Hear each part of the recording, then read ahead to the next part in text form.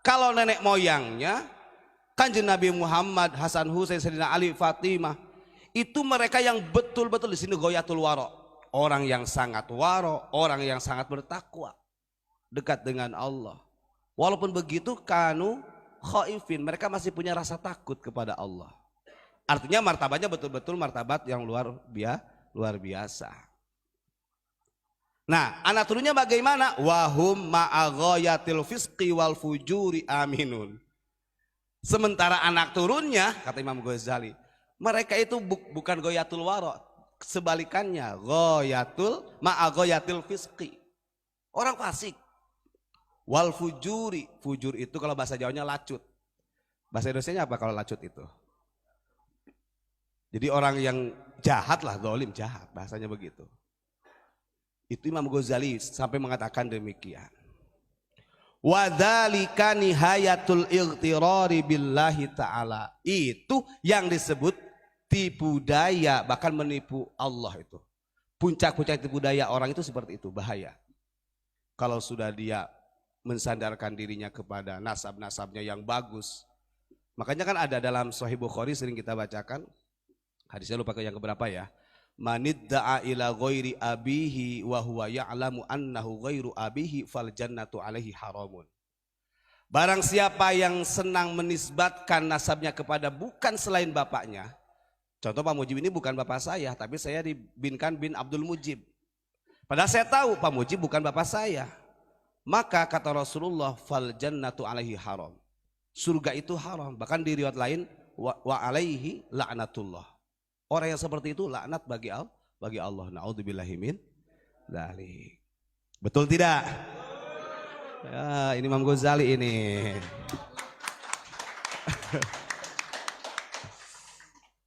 Ya, monggo Pak Mujib santai. Mohon maaf Gus, salah Oke. Iya. Ini anjingnya NKRI tanya ini. Iya, monggo. Iya. Terus Al-Alawiyah yang sangat dikecam oleh Imam Ghazali. Betul. Apa kaitannya dengan Mufti Batavia Utsman bin Yahya yang termasuk pengkhianat bangsa? Terima kasih. Pertanyaannya luar biasa ini. Begini, karena gini, Robito Alawiyah itu, ini kita sejarah ya. Habib Utsman bin Yahya, beliau diangkat sebagai mufti Batavia itu oleh pemerintahan Hindia Belanda. Ingat, pemerintahan Hindia Belanda. Waktu itu yang mengusulkan adalah orientalis yang bernama Snok. Nah di situ karena mereka punya strategi, punya misi-misi Pak. Makanya sampai berdirinya Robitoh Alawiyah ini sudah didesain sedemikian rupa. Dari mulai pemerintahan Hindia Belanda. Sehingga Mufti Batavia ini punya dukungan kuat. Ini ada dalam sejarahnya yang Geger Cilegon sebenarnya. Kalau orang mau buka sejarah Banten ya. Dapat dukungan kuat dari pemerintah Hindia Belanda untuk mendeklarasikan atau membuat suatu lembaga yang namanya RA yang sekarang itu. Robitoh Alawiyah. Robitoh Alawiyah itu berdirinya setelah NU 2 tahun.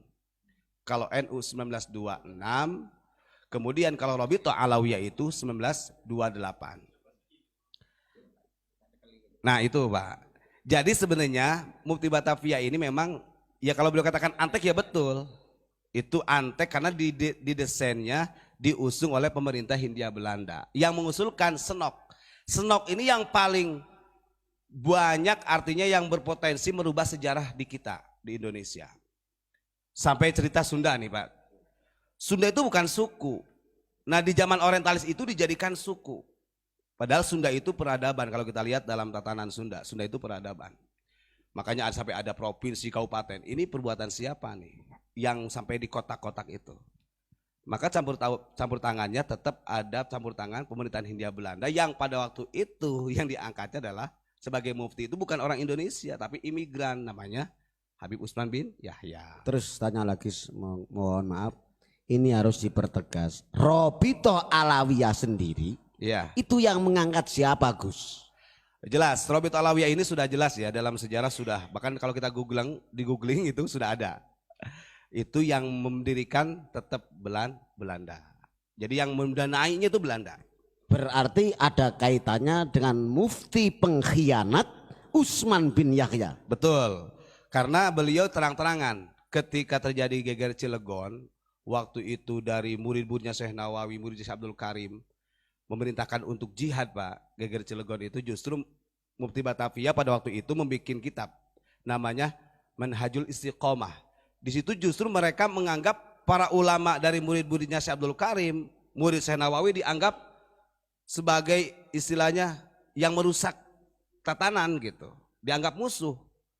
Makanya akhirnya di situ mulai sadar oh ternyata Mufti Batavia ini adalah antek dari mereka. Bahkan yang mengusulkan untuk dihukum gantung, dihukum mati ulama-ulama Banten itu rekomendasi dari Mufti Batavia pada waktu itu.